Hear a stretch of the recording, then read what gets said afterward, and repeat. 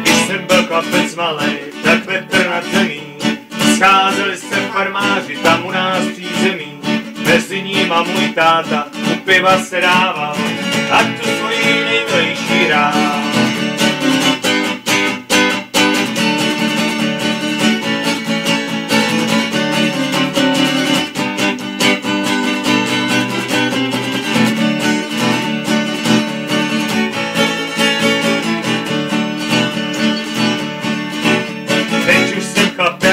Šestopa palců 5, já už jsem prošel celý státy a teď táhnu zpět.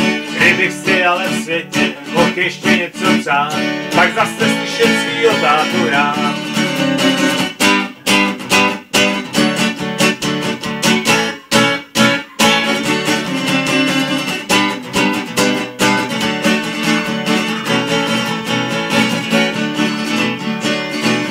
Ta písnička mě vedla celým mým životem, když jsem se toulal po kolejích a žebral za plotem.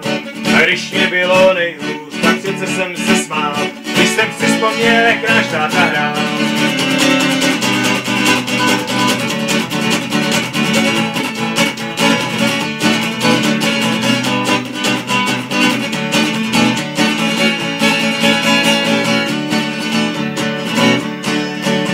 To všechno už je dávno